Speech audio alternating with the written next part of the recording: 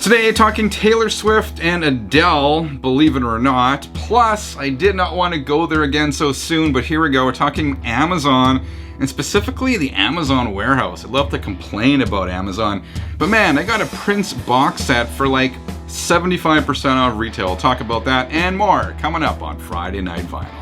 Channel 33 RPM. Hi, my name is Frank. It's Friday. Time to kick back, talk music. Before we get to all that, did you see this commercial that was released this week starring Vince Neil? It's Vince is driving a Zamboni in this commercial for Dollar Loan Center. What the hell, Vince? What's next? Rewriting lyrics? We got Too Fast for Loan. We got Loan Sweet Home. I don't know. You know what? We give Vince Neil a hard time, but I gotta give him credit. At least he's doing exactly whatever the hell he wants to do. So for that alone, thumbs up to Vince. All right, let's talk about this Adele and Taylor Swift thing, because this is extremely frustrating. You'll see what I'm talking about in a second. I saw these images. They were posted this week on the Vinyl Revolution Facebook group, and they show an overflow of Taylor Swift and Adele albums just stacked on top of each other at an undisclosed Target store. So check out this first one. These are Taylor Swift records. You see, you got her album Red there. That's the 4 LP version, I believe. The price tag says $49.99, and there's like 30 or more records stacked there. Beside that, we see Evermore for $25. There's at least a dozen or more copies there. And beside that, we see Swift's album Fearless for $39.99. That's a 3 LP record set, I believe. And again, there's at least a dozen or more of those records stacked there. And this next pick, now we're getting to the Adele stuff. You can see here, again, this is at Target, somewhere in the US, I don't know. There's probably more than 30 copies of her album 30 here. And the price tag on those is a whopping $37.99 US. That's like it's like $50 here in Canada, which is crazy. And this all looks like overflow, right? Like these records are just stacked there. There's more records. It appears to be more records than Target knows what to do with. Of course, this is very interesting if you put it in context, right? Late last year, we were hearing about a supply chain crisis. It was full-blown crisis, right? At record pressing plants, and this was causing all sorts of records to be delayed. And this was happening apparently in large part because Taylor Swift and Adele records had been given priority. Remember this? Sony Music ordered 500,000 copies of Adele's 30 because they wanted to get it out for Christmas.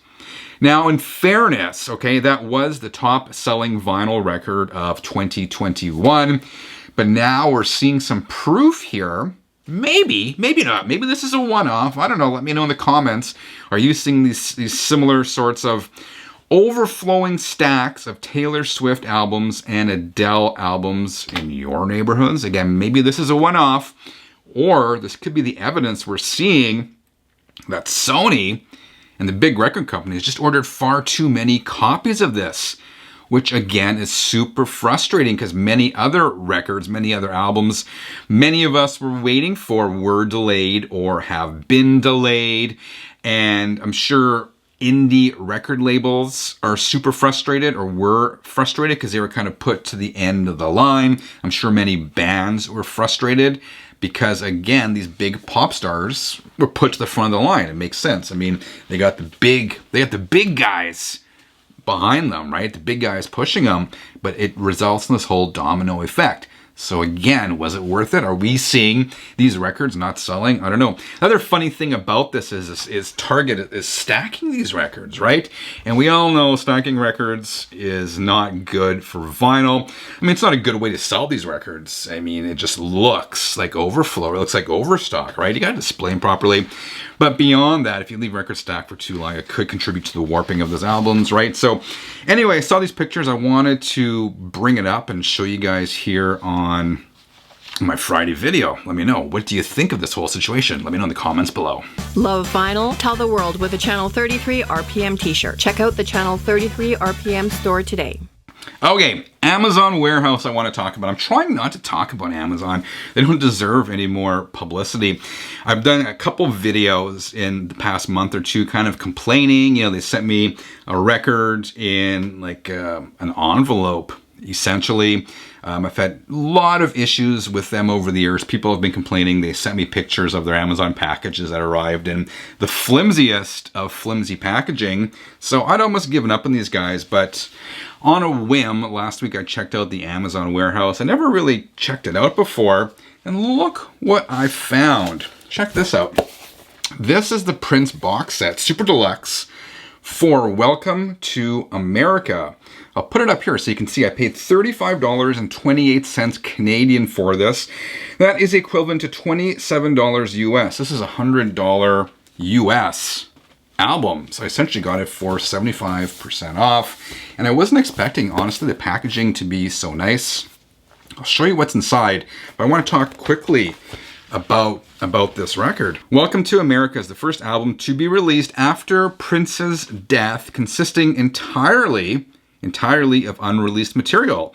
These were songs discovered by the late pop star's archivist, Michael Howe, in the form of CDRs. And the songs are apparently just scrawled onto the surface of these CDRs. I gotta say, this is a great slab of socially aware, funky pop and R&B from Prince, inspired by 70s soul. So here you go. There's the back. I'm not even sure if I can properly show this to you here, but I mean, it opens multiple times. If you can see that there. It opens this way. This is really hard to show on camera. But in addition to the two records, it comes with the CD version of it, and this is the real highlight for me, a Blu-ray. And this is a Blu-ray version of the Welcome to America concert live at the Los Angeles Forum. As I said, this is the highlight of this package for me. This may very well be one of the best concert DVDs or Blu-rays I've seen. Up till now, my favorite concert Blu-ray by far was Queen live at the Montreal Forum. That is fantastic. I mean, not only is the band tight and sounding great, I mean, the mix is fantastic and the picture quality is really good because they filmed that on film, right, rather than video. So despite the fact that it was recorded in like 1980 or 1981, the picture's crisp and looks very good today. But it's not gonna be this. I think I probably still prefer the Queen one, but I'm gonna go and say this is probably my second favorite concert movie at this point. I mean, it's just so good. Prince is so freaking fantastic live. His band is beyond phenomenal. So this, again, was worth the whole price for this whole set, just for this. And I don't think you can buy this separately at this point. I don't know. But again, this came with a bunch of other stuff in here too, as these deluxe sets do nowadays, right? Like, it's got the two records, 1 and 2. They're on black wax, so I won't show them to you, but I will show you, the second record's got etching on one side. What else was in here? It's got a package with, what was all in here? The knickknacks and stuff, they don't really do a lot for me, but, I guess it's cool. There was, I'm not going to open it, but there was a poster in there. There was this picture of Prince. What's this? This is an ad for the concert. This is another little trinket. Here's some fake tickets from that show. There's the download code. There is, I think this is the set list for it. The set list, as I said, this was just, it was really career spanning set list. If you can see it right there. I mean, for me with Prince, the highlights are probably, the 80s stuff, or I would think. But the jams on here, the jams actually are probably the highlight for me. It's got a replica, backstage pass and whatnot. So absolutely worth the money. So quite surprised. And with Amazon Warehouse, I wasn't sure what condition I would get this in. This did come, it was opened. It had been opened, but it was in a sealed plastic bag, so I was expecting the worst. But this album and the whole package was flawless. There's nothing wrong with it. The records weren't scuffed, the records weren't warped, everything was in brand new condition. So while I was in the Amazon warehouse, I also grabbed this. This is a new release from the UK's Royal Blood. This one came sealed. This was in the warehouse, but it was brand new. There was absolutely nothing wrong with it. It was still sealed. I bought this one for $15.51 Canadian, which is just under 12 bucks US. I don't see records for that price here anymore. I haven't seen records for 15 bucks Canadian in like a decade. So I jumped at it. This is the third album from the UK duo. I mean, if you haven't heard these guys, it's bass, drums, and vocals. This album is funky, it's grooving in a Led Zeppelin meets the dance floor kind of way. Kerrang, in a review, Kerrang actually called this rock and roll lit up by a disco ball. And I thought that was apt description of this record. The bass sound is really interesting. I heard this, and I didn't realize it was just bass and drums. It sounded like the bass sounded like guitar. It's got this like fuzzed out, there's almost like a gate on the bass to make it sound really tight.